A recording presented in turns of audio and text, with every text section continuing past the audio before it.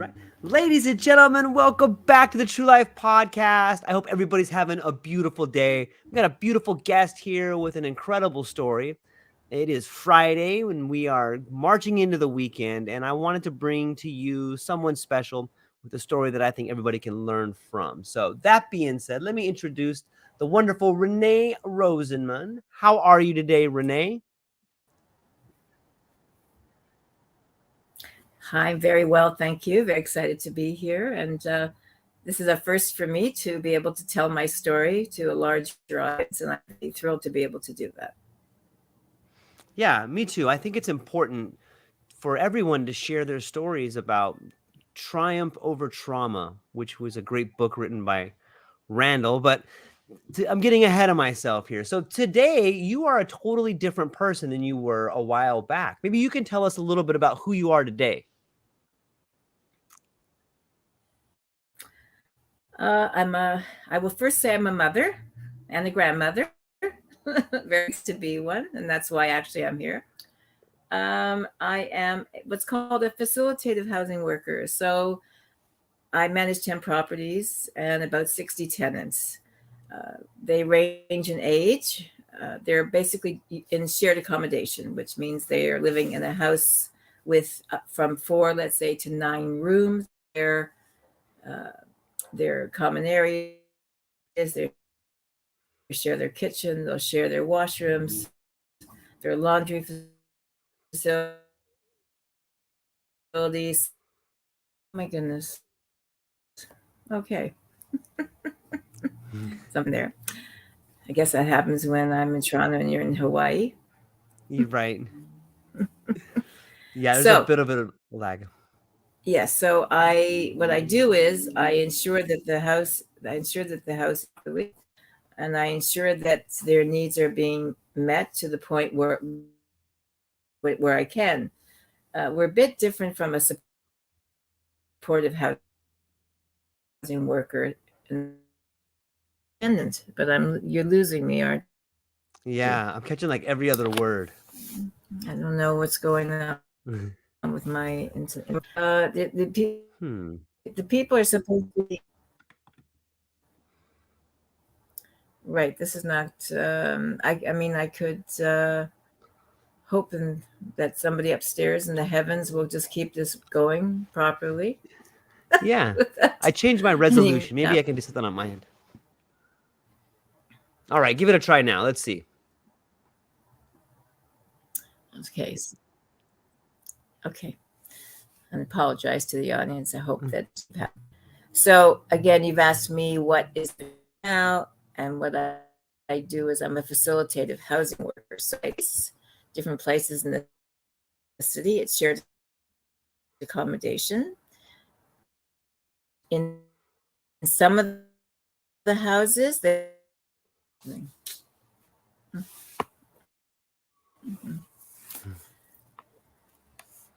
don't know. I'm trying to see. Okay, it's cutting out, doesn't it? Maybe we can maybe what's best. Let Can me you hear me?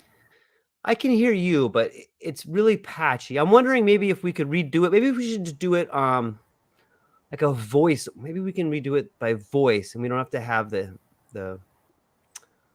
the images here because I don't think it's going to continue to work. I think we're going to continue to see this drawback here. I could and see if that's. Should I try it from my phone?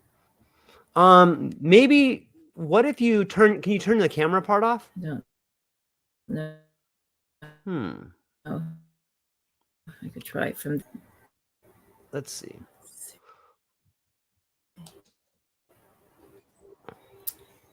Okay.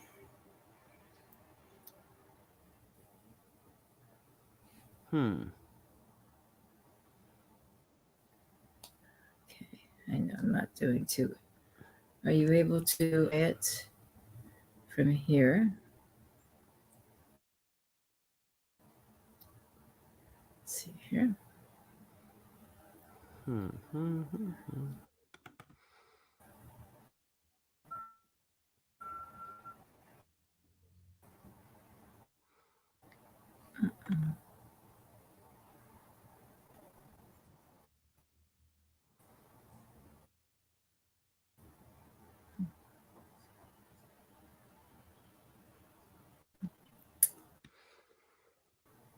goodness. It happens. What are you? You're on a laptop right now?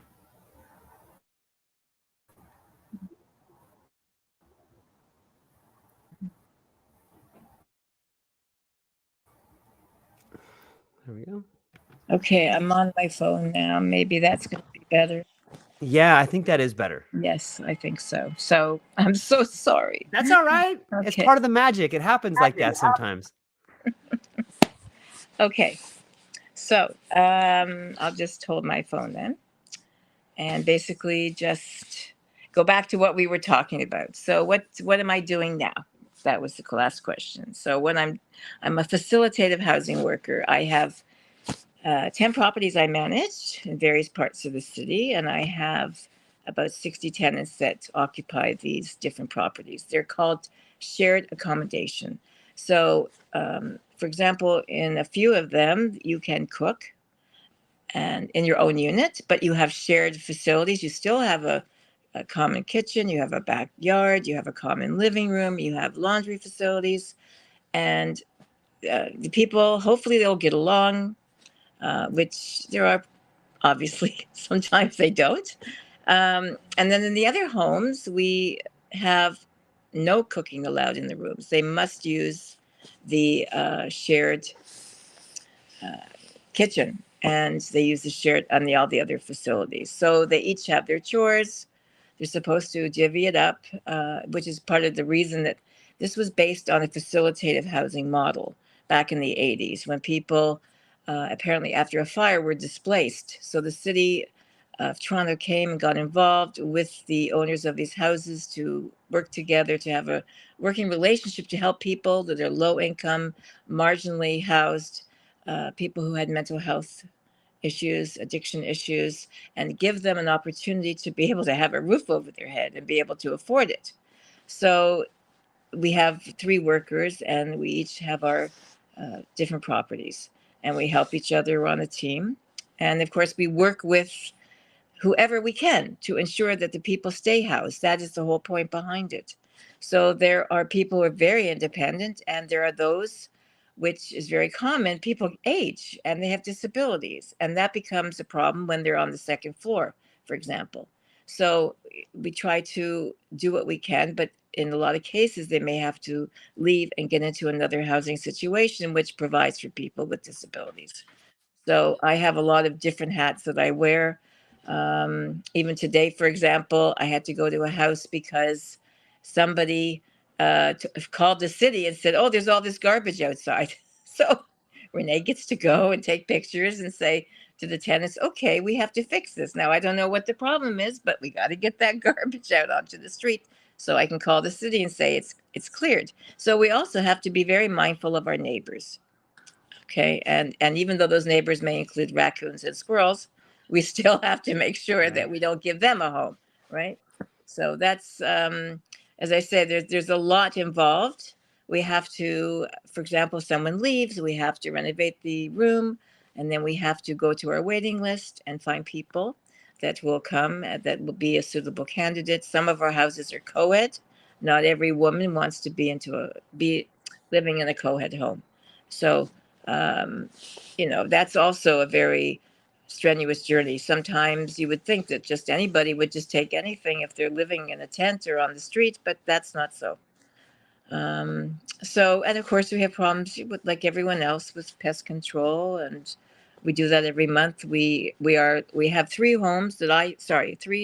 licensed rooming homes that I manage. There are, I think, 10 in total that the city actually licenses. So we have to be up to code, and they come and they inspect them once a year, and I have to make sure everything's fine with that. And now we are now updating all the rest of our houses as well. We want to make sure that our tenants are safe and secure. Yeah, it seems like an interesting road to get there. I'm curious how you found yourself in this position. I know because I've talked to you a little bit. However, I think it would be an interesting segue maybe into the story of who you were before you became the person you are today. Well, you know that story, The Three Faces of Eve. Well, this is like the 10 Faces of Renee.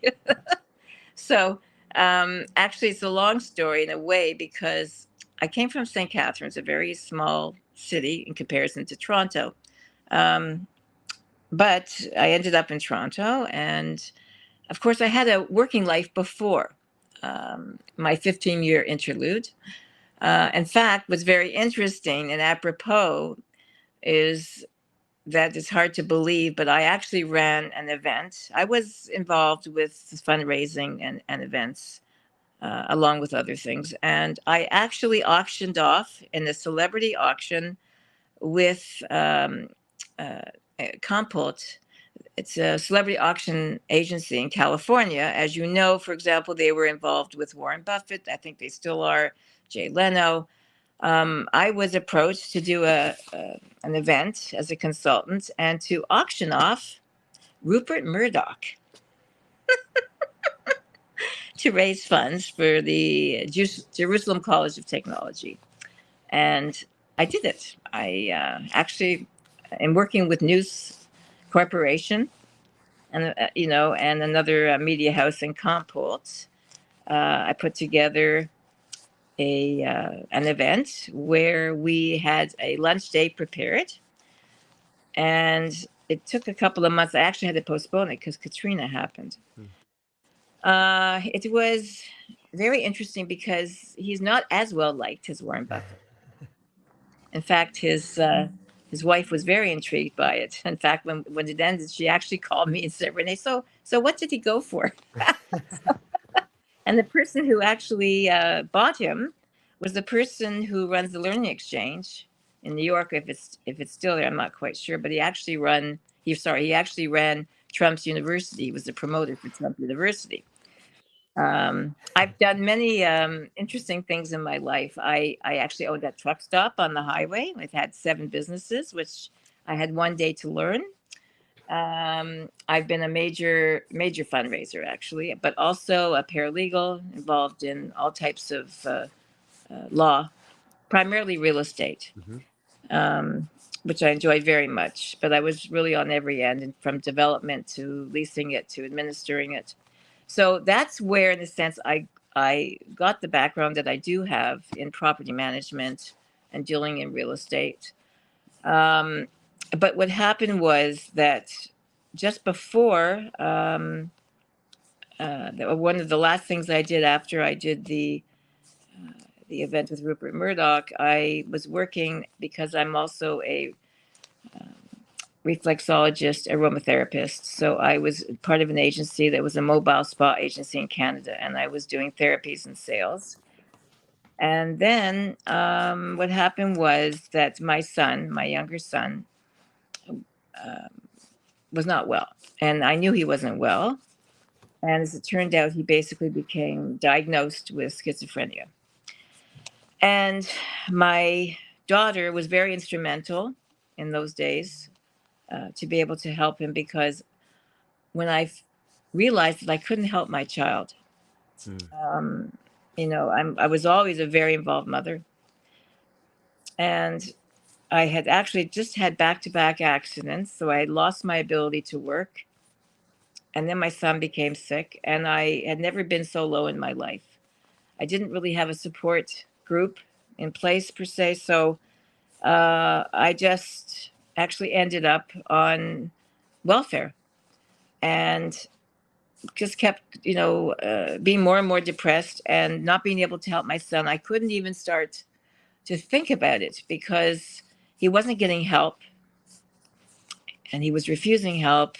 And it was a very difficult situation for my children. I was not married at the time. We were divorced, my ex-husband and I. And so it wasn't a cohesive unit that we were working together to help Daniel, my son. And so one day I happened to be at a party and someone happened to put a piece of crack in front of me. Now, I wasn't using, I wasn't drinking, I wasn't doing anything. I was a workaholic. That's what I was.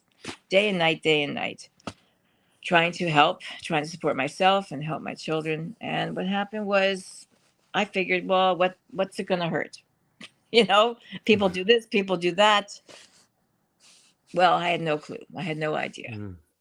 what it would do to me. And of course, how I would end up losing the next 15 years of my life, devoting myself to procuring this drug. And of course, your whole life becomes about the drug and Mm. how you get it.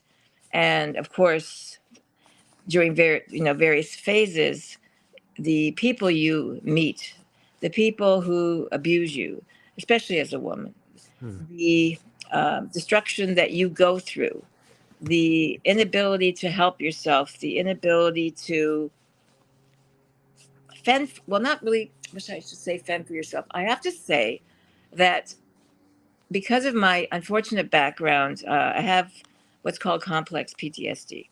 And that comes from a childhood where you endured tremendous abuse. So, what happens to a person with that is that you just keep taking it. Mm. And you fall into this pattern that you can't leave because you're not getting the correct help that you need. It wasn't that I didn't try. Sometimes people are just very lucky, they find the right people. But when it's complex, that's exactly what it is, complex. Mm. There are many therapists who are unable to deal with that. And I was told that I can't help you. You're too complex. Mm.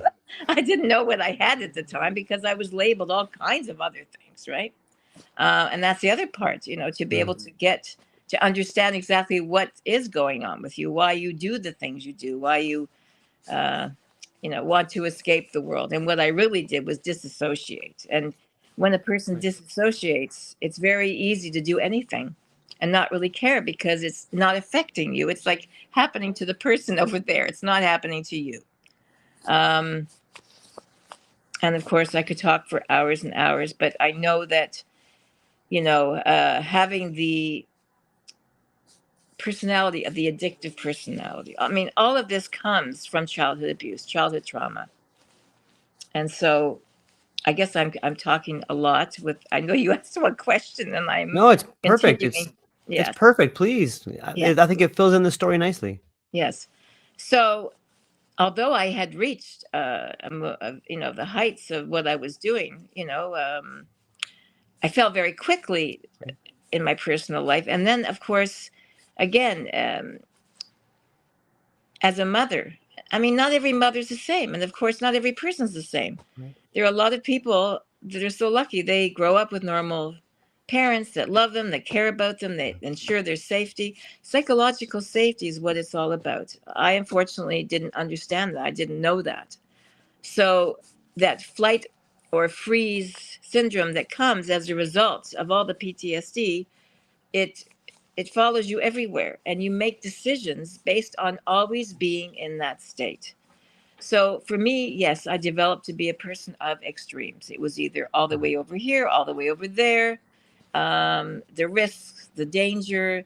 I was fearless. I still, well, to an extent, am very fearless. Mhm.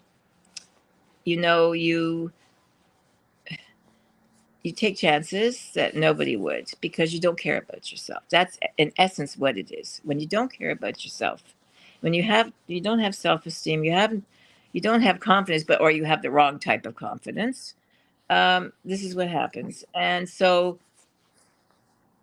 in my inability to help my son, it further decimated me because I always thought, well, everything else was taken from me, but I have my children, and there's something, that someone can't take from me. I'm a mother, and yet in the end, I did. I took it away from myself because I just felt so hopeless and didn't know what to do. And of course, as I said, people don't get how quickly you become addicted to a drug, and it doesn't matter who you are, what you make, what you do. That one drug will decimate you. Like, in fact, in Toronto, and people know this, our mayor actually began an addiction to crack. Right. And I was hoping at the time that the media and the newspapers would do a whole expose on it to help people understand. It's not the people that you might see on the street corner asking you for money, right? It happened to me. It happened to the mayor of our city. I know, and I knew many people along my journey that Mhm. other people would never imagine were actually using the same drug. So the stigma is also another part of it. So there's many aspects and many parts to the aspects of addiction and mental health. And substance use disorder and mental health disorder go hand in hand. They absolutely do. So some people are lucky that they can escape it, but today it's so easily accessible. Like, for example, they've legalized marijuana, right? So um, it used to be always, no, you're not going to take marijuana because that's a gateway drug to much harder drugs. Well, now they've legalized it. So how do you turn around one day, the next day, and then all of a sudden it's okay? Because, yeah, sure, that, that now we need the money for the taxes. Mm. But people are still using those drugs. On every corner there is a marijuana store now. Every corner. So um, I will let you ask me another question because I won't ramble on at this point. So, Well, no, I think that thank you for first off, thanks for answering that question. I think that all of these topics they're really important, and they're important for people to hear who either find themselves going down a road or on a road or coming out of a road. And that's why I think your story is so amazing. I really like what you said about the idea of mental health and substance abuse going hand in hand, because when we look at the patterns of people, myself included, I've used tons of different drugs in my life. And when I look back at the history of my childhood, I came from a broken home, and there's signs of abuse in the family that I lived in. And if I look back even further, if we look at generational trauma, I can see things that happened to my father. And so it's really, I think that we're moving into a world where we're beginning to see that it's not so much the relationship the individual has with the drug, but the relationship that the individual has with the world around them, the community, the family, the education, and stuff like that. So maybe you could touch a little bit more on that idea of mental health and substance abuse. all right. So I call myself a person with lived experience. I love it. Today, thank God that peer support and people with lived experience are finally being utilized because, yes, we can help. Today, in fact, I was in one of my homes, and one of the people, the tenants, almost with great embarrassment, because we were discussing something and I had asked him a question, and he just brought up the fact that he had been using. So I looked at him straight in the eye and I said, "It's okay. I also used the same drug that you used, but I'm standing here today, right?" And this, Yeah. I do this all the time. I mean, I've experienced homelessness, I've experienced hunger, I've experienced um, the worst shame. That's also part of it. The Mm. absolute shame. Um, Knowing, for example, especially for me as a mother, that my children should know, and thank God they don't know most of of things I have told them. But when you need that drug, and mentally, like I said, you've gotten to that place where you don't care about yourself. You're so down.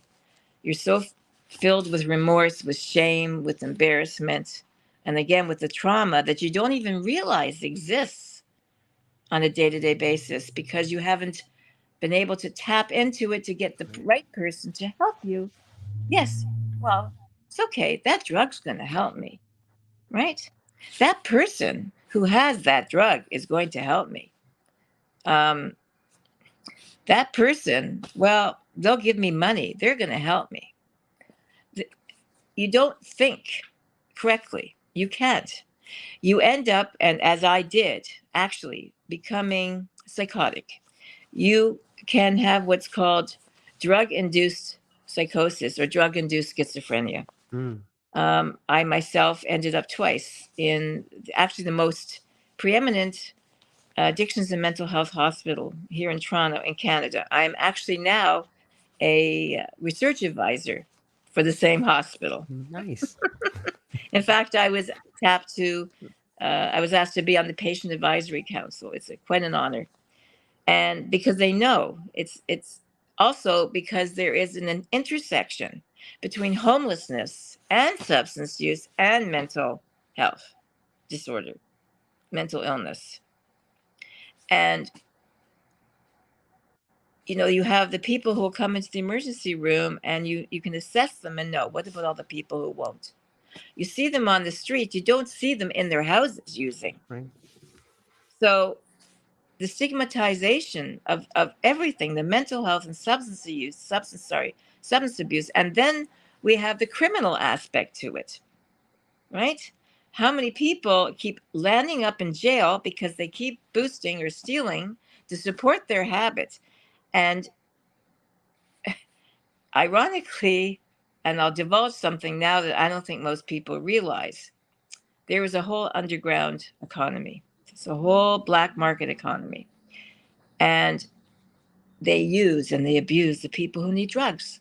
And they profit because a corner store will know that they can ask a person who needs money to support themselves to go steal something for them, and they will. And they'll resell it and make a much bigger profit. This is going on all around you, all over, all the time. And so, and of course, the police know this. I mean, there is so much that's not known that should be known. And then when we all know all that, we should take away the criminal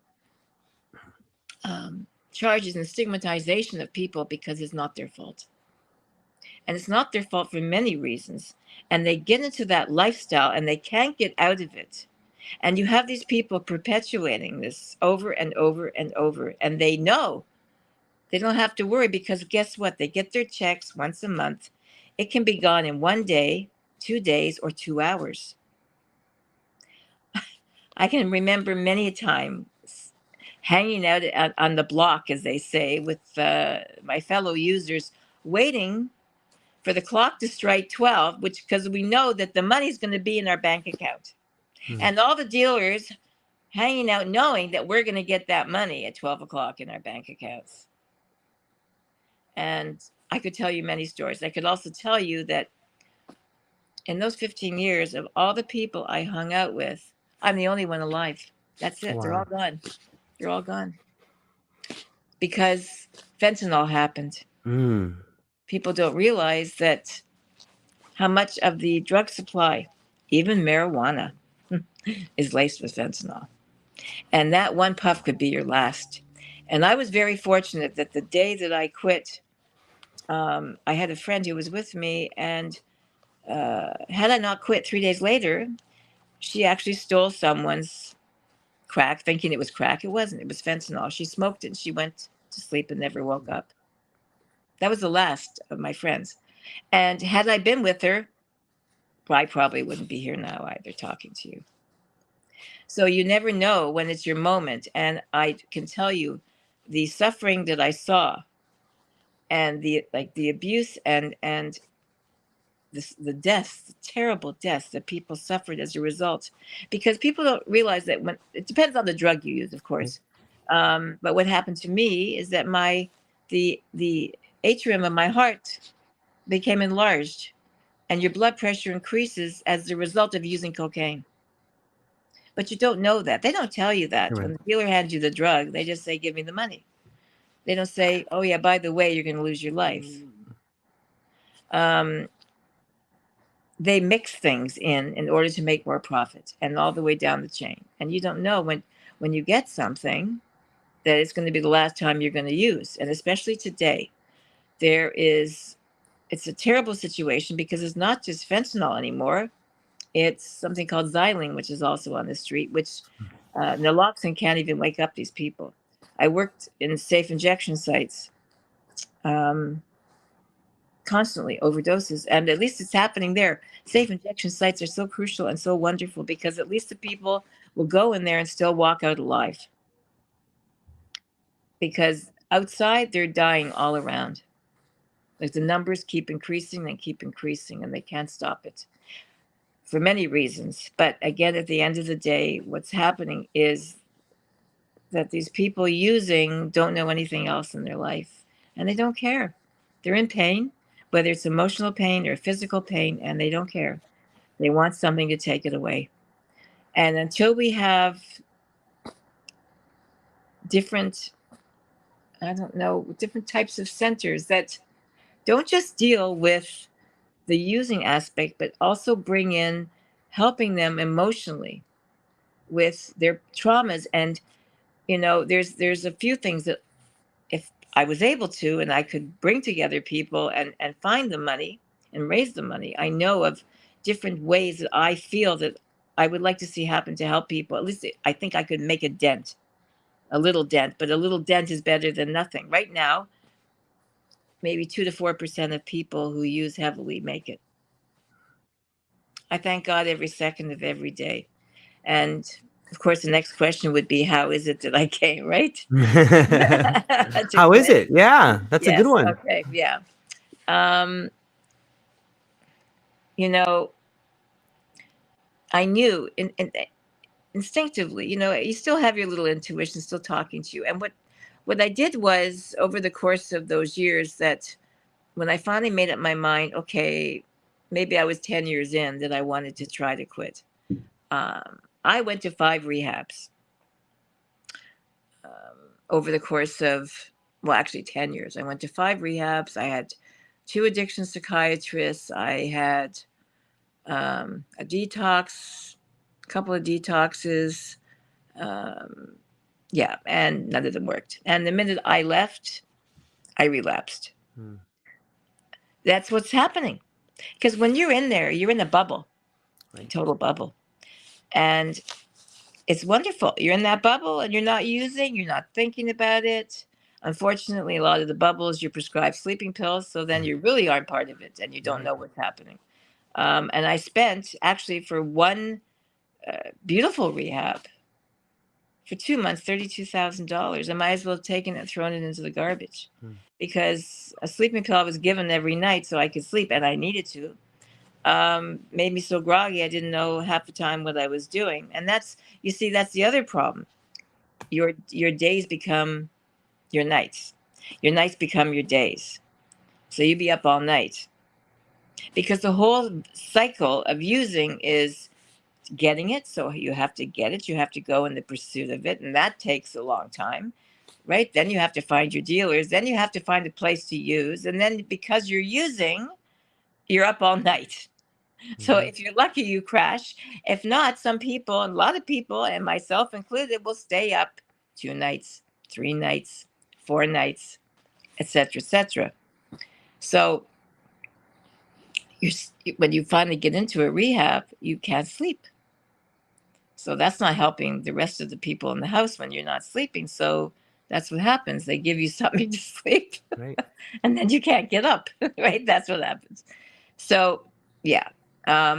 The other problem is, they talk about with all these different 12-step groups. Well, people, places, and things. Um, yes, I went to many of those, but that's the problem. People, you get out, you go back to the same neighborhood because you live there, and right Right. away people see you. They know you're there. And that's it. You're finished. I won't say that not like yes, there are people. During my stays, I have come across a few that were able to do it, depending on the drug, depending how long they had taken it. It didn't help me. What helped me was, first of all, that I made a certain promise to God because I am very spiritual. Um, I started to do different things as opposed to doing to boost or whatever else I was doing. I would say, you know what, I'll borrow the money and I'll pay it back. And if I can't, I don't have it, that's it. And somehow, because I had that inner strength, and not everyone does, I guess I did because I was different. I didn't start using till I was in my late 40s, as opposed to a lot of people in their teenage years or 20s. And Right. that's very dangerous. Um, I had lived a life already. I had children. I had a house, a mortgage, worked. So my outlook was a little bit different um, going in. So that was the first part, and then I knew that I needed to get back to work. I had no self esteem left. So I I was on this government. We have this government assistance. There's two types. One of them is when you have disabilities, and drug usage is like a substance use disorder amongst mental health disorders is still considered eligible for the money. And so I think I lost my train of thought here for a second. Sorry, what was That's I all saying? right. Were you getting back to work and Yeah, you had a different right. outlook? Sorry, that's right. Getting Yeah. back to work. So but through them, you're allowed to get an employment supports counselor, which I did, and she was the best, and she was incredible. And I actually, well, what she did was she like did the cover letter, she did the resume, she got the interview for me, so I had to show up. Ironically, just the same day I was going to show up, I was getting out of the bathtub and I fell and really hurt myself. And I said, no, I'm still going. And I did. I made it, right? So I got through the interview and I got the job. And it was like, I knew it. I knew I could do it. And that's what you need. You need that. I know I can do it. And you need somebody there behind you saying, yes, Renee, you can do it. And my worker did. She was incredible. I love her. I love her. I love her. And what happened was I was using for about 3 months, but I managed to show up. I started as a cashier in the grocery store. And the funny part was I had this fantasy since I was a little girl. I always wanted to be a cashier in a grocery store. I don't know why. Everyone has their. But I always thought it would be so exciting. And until I had to find out that I had to memorize, right? Like 1,000 codes. But it was okay. I did okay. We had cheat sheets and we helped each other. I had so much fun. And I was back with people. Yeah. And it was during the pandemic. But I didn't care. I was going insane at home. So yes, I did that. And then, and just prior to that, actually, I should say, my daughter told me she was pregnant.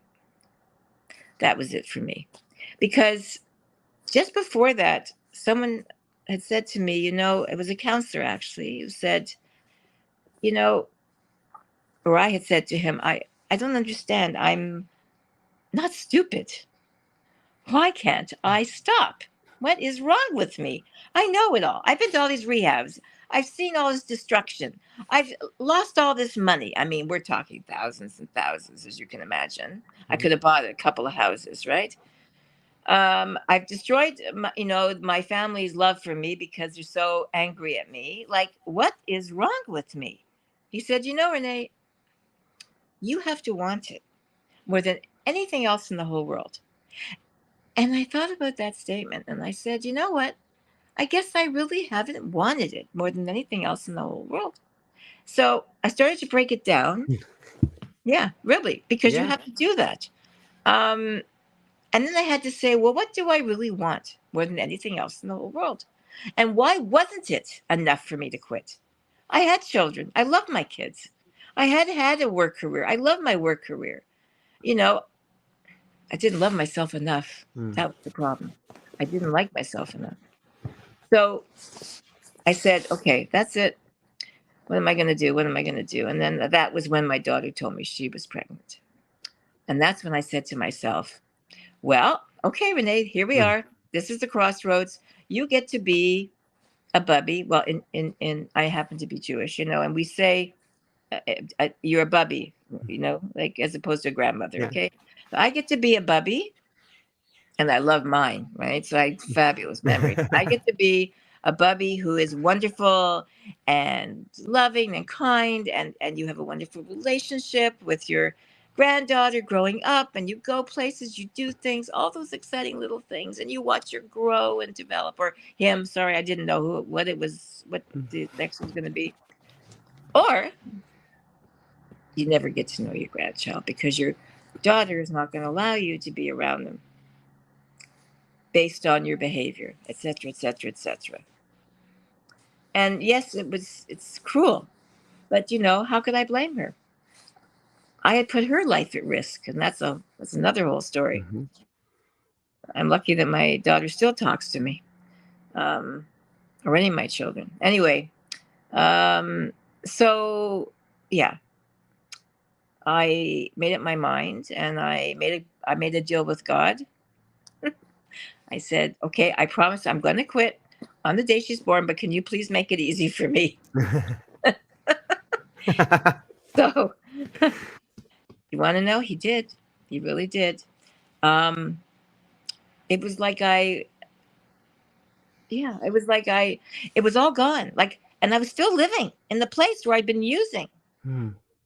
for over 5 years. Like, and it didn't bother me. It was all gone because, and she was born. In fact, yeah, she's absolutely amazing. And you know, anytime, and I will tell you, yes, you still have triggers. You still, even like today, I was going down alleyways walking to get to where I had to get to my next property, and I almost ran, and I couldn't breathe because all these memories flooded back to me because I used to hang out in alleyways, right, Mhm. and smoke, and so I couldn't wait to get to the house and just get that memory behind me. So Yeah. the vigilance, the resilience, the ability to withstand all this constantly is part of what I was saying, that, and I just touched slightly on that about being able to get out of it, but how do you stay that way? For, yes, going to meetings, but it's not enough. You want to get to be part of life again. I wanted my children to love me and respect me again. I wanted to take part in the world and be part of making it better again. And so what happened was, yes, I did quit. And actually 3 months later, I actually quit smoking too, after like 22 years, but actually about 40 odd years, because I kept quitting for all my kids, right? But then Right. after my youngest was 9, I started again, and I was already 22 years smoking. So when she told me, Mom, when you come see your granddaughter, you can't smell cigarettes or have it, because, of course, I didn't even know it transferred. So you'll have to take a shower. And I was like, no, I'm not doing that. I'm not taking 3,000 showers a day. Forget it. So, okay, that was it. I quit. Thank God. You know, um, that's actually one of the hardest things, is to quit cigarettes, even more, you know, Yeah. and to quit both at the same time. But I was so determined. I had such a love for my granddaughter. And then I realized, I'm starting to like myself, right?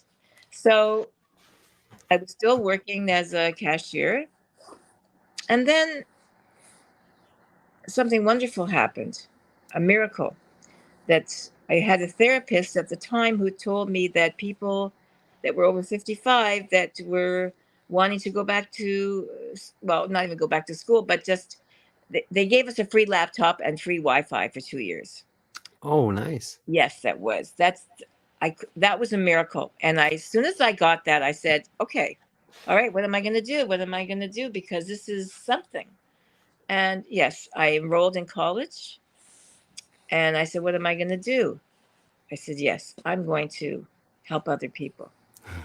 And it was a year straight, and it was fun. It was exciting, and it was actually very frustrating, because it turned out that usually I was the only one with lived experience, which I found very difficult in the program. And I wouldn't put down anyone who has taken these courses, means well, and everything. We need a lot of addiction counselors. However, for myself, there was actually, uh, or actually, it made more sense to me to quit when I had a counselor who could tell me that she was using as well. So, and of course, when I was in these rehabs, there weren't so many at that time. There wasn't so much peer support and people with lived experience, but now there is. Thank God, it's just growing rapidly. Um, these type of programs and peer support, etc. It's wonderful. So I did that. I graduated, and I had to do a practicum. It was so funny because I ended up doing the practicum for a housing provider where I had actually lived for 2 years. because I had mental health and addictions issues. I was on a special housing list. There's two different housing lists, right? There's the normal housing, and then there's the housing for people who have mental health and addictions issues. So I spent 2 years in in a house with 27 units. With there was four of us women, and I think there was 23 men, and that was something, really something. Anyway, another story, another 100 stories. And so then I left and I went back, I went back, and unfortunately I went back to the wrong area. But anyway, the thing is that it was very interesting for me because they knew of me. And when they brought me in, and now I'm sitting on the other You're side, right. it was something else. Really, for me, it was really something else. And um, actually, I developed a program for them to help people get free laptops because that's part of the process, I believe, in getting back to some sense of self-esteem for yourself, that when you're able to become part of the world, part of the internet world, which is you need today, you can't do Yeah. anything without it. So that's very important. So to have gainful employment, be able to have a laptop, and actually get Wi-Fi, get a trade, all kinds of things. Anyway, I put together a program, and I spent 3 months doing that for them. And then I signed on with a mental health support agency. So they sent me out. I went into shelters, even shelter hotels. Um, you know, it was very hard for me because I'd been there myself as well. And my heart ached, and still all the time aches all the time, because I get it, I Yeah. understand it, and I just want to help. And so many people that are helping don't have a lived experience, but they're also very burnt out. There's been a tremendous upheaval in our lives, in our world, with the pandemic causing all kinds of crises, in just increased mental health issues and addiction problems. And it's so bad. So many people losing jobs, so many people not able to afford increasing costs of rent and food. um, it's really a dire situation going on. But so what happened was, I was being sent to supportive housing sites, to safe injection sites, to shelters as well. People would say, well, how can you do it? How can you even go into safe injection sites? I said, it's okay. I said, I made a deal with God. He took it all away. Yes. Once in a while, yes, like today, I have these flashbacks, right? It's hard. But primarily, my focus was on helping people and understanding what's going on with them. So they could talk to me, and they knew that. And I'm not, I'm not going to maybe get them to quit in a day. Of course not. But even if they know that there's somebody there that gets them, and they can just talk, and I can just listen and be there for them to listen, that's really important, because they know that someone is not stigmatizing them. Right. And that's the most important thing. When you feel you're lost no matter what, when you feel that stigmatization is just drilling you into the ground, how do you get out of it? How do you get up? And there's so many aspects of that that make it so difficult to get clean and to stay clean.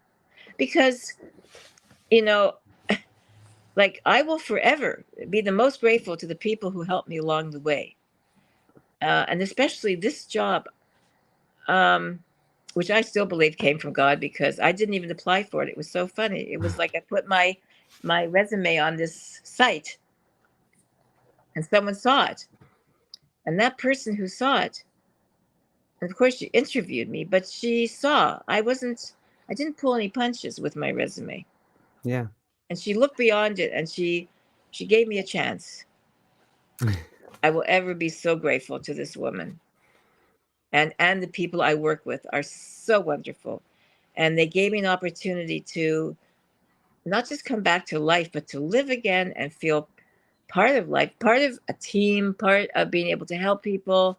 I've never been happier in my whole life. I found out who I am, what makes me happy, how to make others, or try to make others happy. But um, I've actually started to do some addiction counseling finally. I uh, I'm doing I'm yeah I'm doing I'm trying to make up for 15 years, and I'm doing too much. I know I am. I'm very tired, but you know I want to get my show on the road. Really, that's what I want to do. And I think I'm very grateful to you for letting me talk today, and maybe some people are listening, um, to know that I just want to help in any way I can. And if people need me, I'm there. I want to be there, and I want to do more, whatever I can, because there are ways and better ways I feel to help people, and I'm hoping I'll get a chance to put them into practice.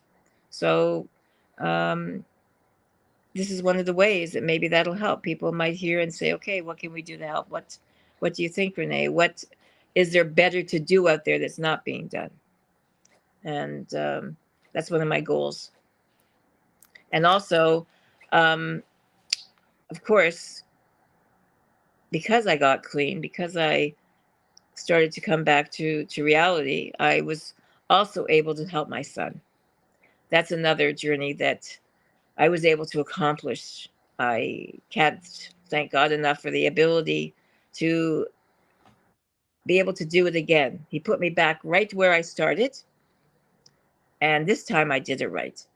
And this time I have a son who I see practically every day, who lives a block from me, who is an incredible artist. You have to see his artwork; it's amazing.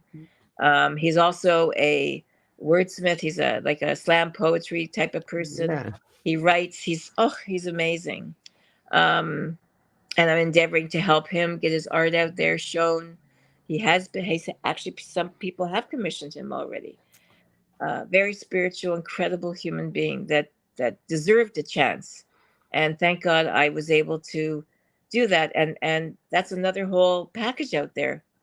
How many people are suffering? They can't help their loved ones because they're falling through the cracks everywhere. You know, schizophrenia is another whole, you know, difficult situation. And it all falls again into that, it still does with that umbrella with substance use disorder, mental health, stigmatization. It's all part of one package. And it all comes down to people learning to have empathy, to Mhm. have compassion, to be kind to one another. We're all connected. You know, like if you're going to hurt, I'm going to hurt. So if we help each other not hurt, look what we can do. Yeah. So that's part of my goal as well, is to, somehow get under people's skin. I hope I do. Yeah. I think it's you know, all the most beautiful stories in the world are stories that are filled with obstacles and trauma. And the true beauty of the story is to see the person who's involved in it overcome that trauma. And I love the way in which you were able to reach back and have fond memories of the people that gave you a chance at something, whether it was the person with the resume or getting the job, or, the people in your life that showed you a kind smile when the world was frowning at you or was all looking down on you. And it's like one of the most beautiful parts to me is that you became that person that gave you a chance. And now you are giving other people a chance. And I love the idea of lived experience, because the truth is we all want to help people, but really the people that can help people the most are the people that have lived experience, the people that have gone through something similar to you. It's unfortunate, but those are the only people that can really understand what it is that can help. And like you said, maybe it's just listening, maybe it's just being there. But that's something that only someone like yourself who has lived experience can really do. And it's such a guiding light for people who find themselves in the dark night of the soul, because just to see someone that has made it out allows you to know what's possible. You could talk to a million counselors, a million doctors, a million people that have never gone through what you've gone through. And the hope that they provide to you is like a Diet Coke, because they can't, even though they may love you so much, they can't grasp what it is you're facing. But because you, Renee, have gone through something like that, and you found the courage, and even when there was no courage there, you figured out a way to summon the courage to make it through. Like, that is the kind of stories that I think make the world better. It's the human condition finding a way to overcome all tragedy when there's no hope left. And like, it makes me want to cry a little bit. Like, I love you, Renee. I'm so stoked that you're sharing this with me. And I'm so stoked that you're sharing it to people. And I know for a fact that people are going to listen to this and they're going to be inspired and they're going to reach out to you or reach out. Maybe they don't reach out to you, Renee, but maybe they help that person. Maybe they're the person that gives somebody else a chance. And I think that's what this story does. I'm so thankful. I should be the one thanking you. So thank you for coming and talking to me. My pleasure. Anytime. Yeah, it's funny on LinkedIn. My hashtag is "We Are Connected" because we are, right? We're all connected, and we're all in this together, right? Agreed. So tough times are ahead. They're here, and they're going to be tougher. Right. And if people can look their way past a lot of their own foibles and just open that heart a little bit, have a little bit of compassion and a little bit of empathy, the world will, it'll make it easier to get through what we're going to have to go through now, right? So yeah, that's important because it can be done. Yeah, but you got to want it more than anything else in the whole world. That's such great advice. It's such great advice, Renee. I am really thankful for you to spend time together, and I can have you come back if you got time in the future. You can come back and we can do more talks because I think people need to hear the voice of reason. They need to hear lived experience. Maybe we can cover some other topics and stuff in the future, or maybe we can bring your son on and talk about his artwork or get him to show some of that kind of stuff too. I love trying to be around people that inspire. So that's what we got going on. But before I let you go, Renee, where can people find you? Say someone hears this and they want to reach out to you, how can people find you? Where are you at? Okay, well, what would you like? I mean, like an email address or a website or a LinkedIn? I'm actually going to start a website. I haven't yet. Okay. I just have my own. You have my email address. I do. I'm on LinkedIn as well, as you know.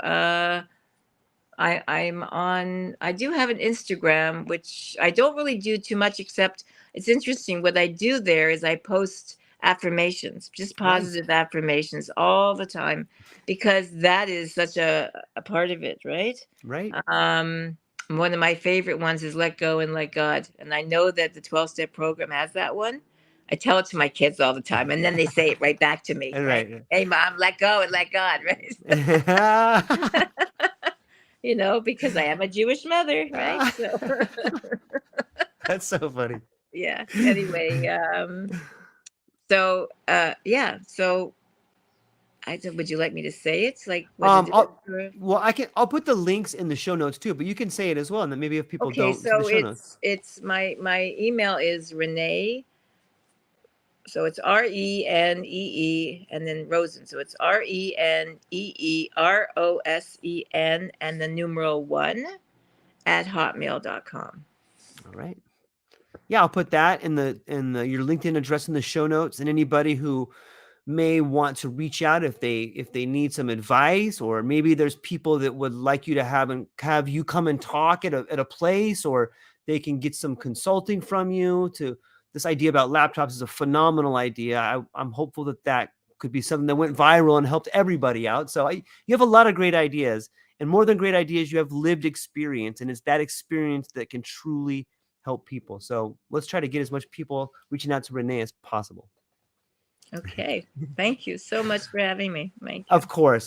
And I will, I'm going to end the broadcast, and I'll shoot you a email shortly after. So Renee, thanks again for today. Ladies and gentlemen, thank you so much for spending time with us today. I hope that you got to be as inspired as I am today. And I hope that you see a bright future tomorrow for everyone out there, and you reject the stigmas and you help people whenever you can, because that's the name of the game. So that's what we got today. Ladies and gentlemen, aloha. Aloha.